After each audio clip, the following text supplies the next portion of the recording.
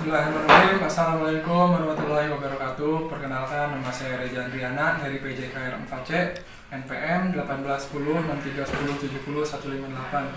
18106310700158. Di sini saya akan menjelaskan atau memberikan informasi pengetahuan tentang pencaksilat. Pencaksilat atau silat yaitu suatu olahraga seni bela diri yang berasal dari Nusantara, Indonesia. Silat ini bukan hanya olahraga, tapi dia juga mempunyai seni.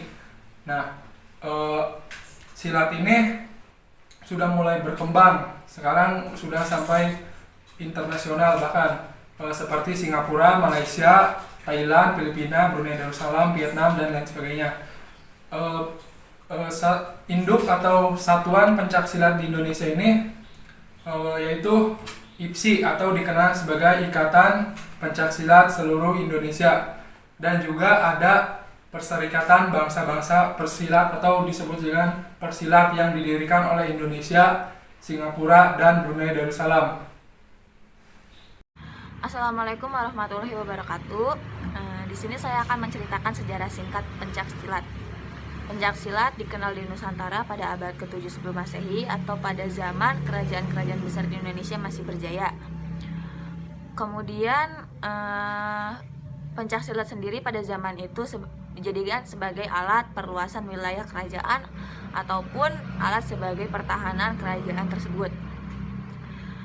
Pencaksilat sendiri tidak hanya dikenal di Indonesia saja, melainkan dikenal di kawasan Asia Tenggara seperti Malaysia, Singapura, Brunei Darussalam, Filipina bagian selatan, dan juga Thailand. Sejarah pencaksilat di Nusantara sendiri tercatat atau tertulis sejak abad ke-14 dikarenakan pengaruh dari para penyebar agama di tanah Nusantara atau Nusantarawi ini. Pada masa itu pencaksilat menjadi pelajaran utama dalam beragama sebagai perlindungan diri ketika menghadapi perang, karena pada zaman tersebut masih sering perang antara kerajaan-kerajaan. Hingga seiring berjalannya waktu, pencaksilat mulai dijadikan ilmu pendidikan, bukan hanya ilmu bela diri seni ataupun ilmu bela diri saja. Saat ini pencaksilat telah diakui sebagai budaya suku Melayu. Seni bela diri pencaksilat juga mulai berkembang dan terus berkembang hingga terbentuknya beberapa organisasi pencaksilat di Nusantara, diantaranya IPSI, Ikatan Persatuan Silat Indonesia. Hingga kini pencaksilat yang awalnya hanya sebagai ilmu bela diri yang tergolong ilmu spiritual dan ilmu seni saja, kini pencaksilat telah diklaim sebagai cabang olahraga resmi dalam skala internasional. Contohnya dalam skala SEA Games. Mungkin itu saja yang bisa saya sampaikan tentang sejarah singkat pencaksilat. Kurang lebihnya mohon maaf. Assalamualaikum warahmatullahi wabarakatuh. Assalamualaikum warahmatullahi wabarakatuh. Perkenalkan, nama saya Dadi Darmawan dari kelas PJKR 4C dengan nomor NPM 181063107037. Di sini saya akan menjelaskan tentang teknik-teknik yang ada pada pencaksilat. Teknik yang pertama yaitu kuda-kuda, yaitu teknik yang wajib pertama dikuasai oleh si pesilat tersebut. Fungsi dari teknik kuda-kuda yaitu untuk menjaga keseimbangan tubuh. Ada 6 teknik kuda-kuda.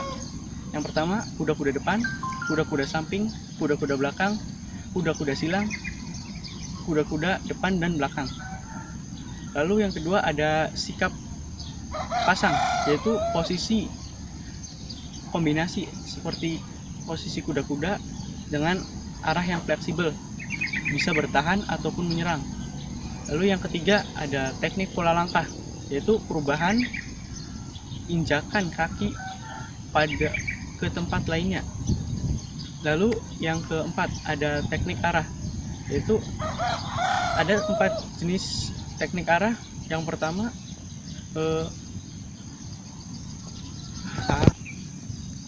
teknik arah itu berhubungan dengan kemana pesilat akan melangkahkan kaki, yaitu akan menyerang ataupun bertahan, yaitu biasanya juga sering disebut dengan arah mata angin. Yang kelima ada teknik tendangan. Ada 4 jenis teknik tendangan, yaitu tendangan A atau tendangan ke depan, tendangan C tendangan samping, tendangan T yaitu menggunakan telapak kaki. Yang keempat ada teknik tendangan melingkar. Lalu yang keenam ada teknik pukulan. Dapat digunakan untuk menyerang dan bertahan. Ada 4 jenis teknik pukulan, yaitu pukulan tegak, pukulan lurus, pukulan bandul, dan pukulan melingkar. Lalu yang ketujuh ada tangkisan. Teknik tangkisan yaitu usaha untuk mempertahankan diri dari serangan lawan. Ada 4 jenis tangkisan, yaitu tangkisan dalam, tangkisan luar, tangkisan atas, dan tangkisan samping.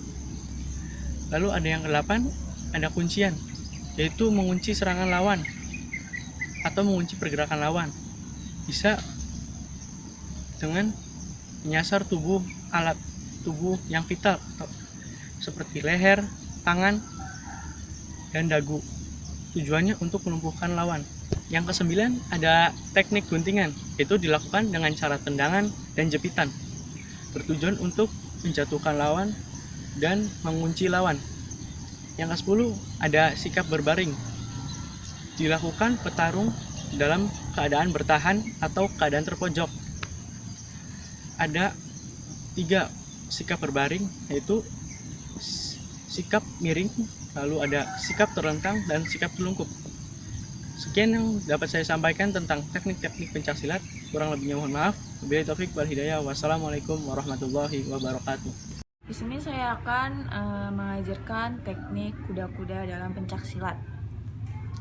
Pertama, tangannya di samping pinggang, kedua tangan di samping pinggang, lalu satu kaki yaitu kaki kanan maju ke depan.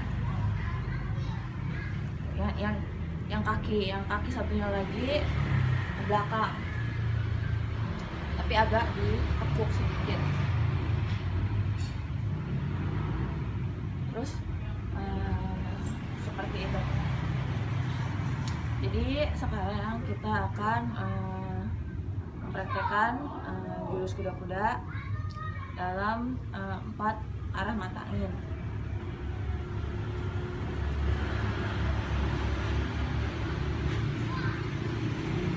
1, 2, 3, 4, 5, 6,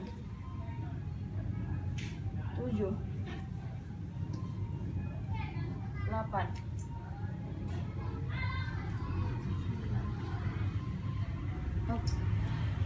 Selanjutnya saya akan mengajarkan cara sikap pasang dalam pencaksilat. Sama seperti tadi kuda-kuda, kaki kanan satu di depan, satu lagi di belakang, agak ditekuk sedikit. Tapi dalam sikap pasang, tangan kita yang satu menghadap seperti ini, yang sebelah kanan sejajar dengan kaki kanan seperti ini, yang satu lagi di belakang di pinggang. Oke, baik, saya akan menunjukkan cara sikap pasang dengan 4 arah mata angin. 1, 2, 5,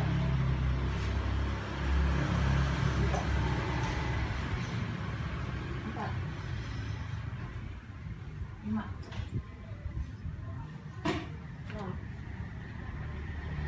7, 8, 9.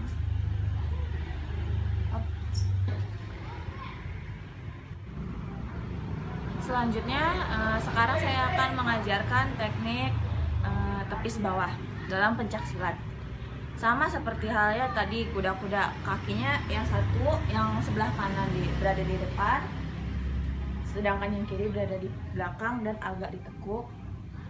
Cuman kalau misalkan sikap tepis bawah, tepis bawah dalam pencak silat. Tangan sebelah kanan berada di bawah kuping, sedangkan tangan sebelah kirinya di pinggang seperti ini. Dan ketika ingin menepis, tangannya seperti ini, bawah. Tangan sebelah kanan di sini, tangan sebelah kiri di pinggang. Baik, saya akan menunjukkan menunjukkan tepis bawah dalam 4 arah mata angin. Hop.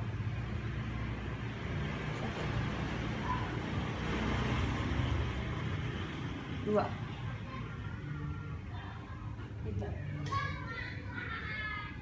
4, 5, 6, 7, 8, 9. Hop. Perkenalkan, saya dari Darmawan. Di sini saya akan melakukan teknik pukulan pada pencak silat. Teknik pukulan pada pencak silat yang pertama, posisi kaki yaitu sikap pasang, lalu dilanjutkan dengan tangan seperti pukulan ini. Apabila kaki kanan yang ke depan, tangan kanan yang memukul. Apabila kaki kiri yang di depan, tangan kanan yang memukul.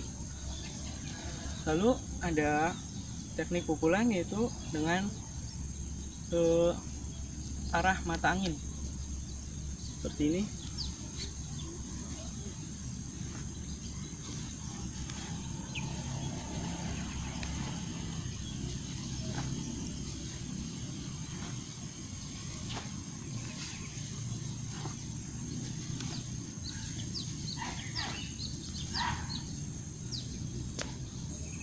Lalu ada teknik tendangan seperti pukulan. Posisi awal yaitu sikap pasang, kaki kanan di depan, lalu yang menendang atau melakukan tendangan kaki kiri seperti itu. Lalu di sini saya akan melakukan tendangan dengan penjuru arah mata angin seperti ini. Posisi kaki di depan,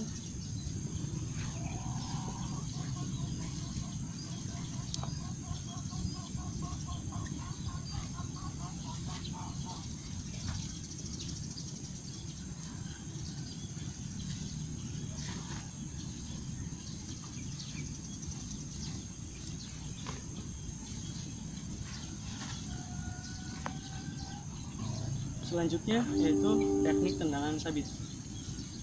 Seperti biasanya, kaki sikap pasang, tangan dalam posisi siap, lalu dilakukannya tendangan sabit seperti itu, atau tendangan miring. Bisa juga dilakukan dengan kaki kanan.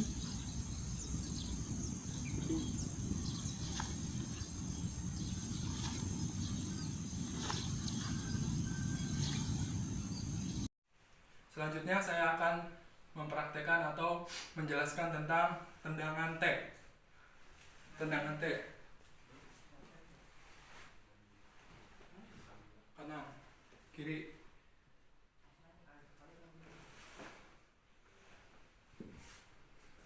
Nah, langkah-langkahnya atau rangkaian geraknya yang pertama itu sikap pasang.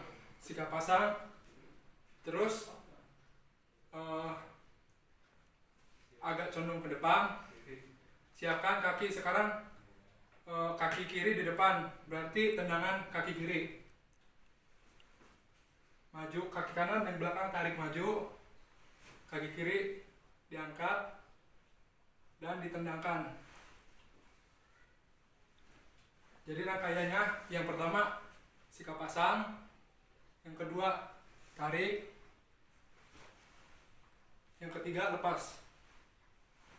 Jadi sikap pas 1, 2, 3. Nah, selanjutnya saya akan menjelaskan tentang tendangan belakang. tendangan belakang berarti misalkan saya ke tendangan belakang hadap sana, kita nendang mau ke belakang, berarti yang pertama sikap pasang, lalu agak nengok ke belakang sebelah kiri, berarti yang nendang kaki kanan, nengok kiri nendang kaki kanan, tarik, tendang. Jadi kaki kiri sebagai tumpuan, kaki yang belakang sebagai tumpuan. Agak nengok. Jadi rangkaiannya itu yang pertama sikap pasang, yang kedua nengok ke belakang dan berputar. Kaki yang depan berputar ke belakang sambil ditendangkan. Selanjutnya saya akan menjelaskan atau mempraktekkan tentang sapuan depan. Yang pertama sikap pasang. Ini bagian cepatnya. Gitu. Jadi rangkaiannya yang pertama itu sikap pasang. Sikap pasang. Lalu yang kedua menjatuhkan diri. Menjatuhkan diri. Tangan kiri sebagai tumpuan ke lantai dan tangan kanan menahan. Ini fungsinya agar tidak terkena serangan dari lawan, serangan ke kepala, jadi sebagai tameng. Ini yang kedua. Yang ketiga, kaki yang kanan siap menyapu ke bagian depan. Jadi rangkaiannya yang pertama sikap pasang, kedua jatuh, ketiga. Jadi cepatnya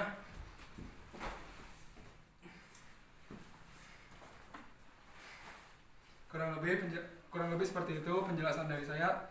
Kurang lebihnya mohon maaf. Wabillahi taufiq wal hidayah. Wassalamualaikum warahmatullahi wabarakatuh.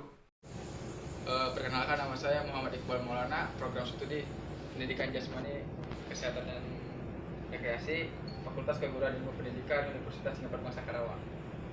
Oke, di sini saya akan mempelajari teknik pembelajaran sapuan belakang. Ya.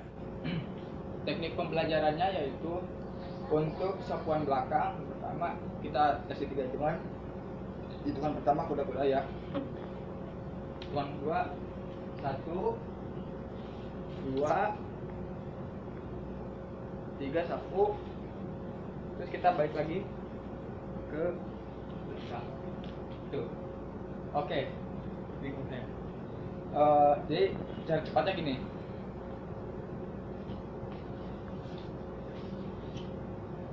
Seperti itu. Oke. Nah, untuk teknik yang kedua yaitu guntingan ya. Untuk pembelajaran teknik guntingan ada 3 hitungan. Yang pertama, kita taruh tangan sini. Ya, sini. Misalnya ini musuhnya ya. Teknik pertama biasa kuda-kuda. Yang kedua gini. 2, 3, terus kita gulingkan gitu. Oke, ini secara cepatnya. Ayo. Misalnya ini musuhnya ya. Sini, ke kanan.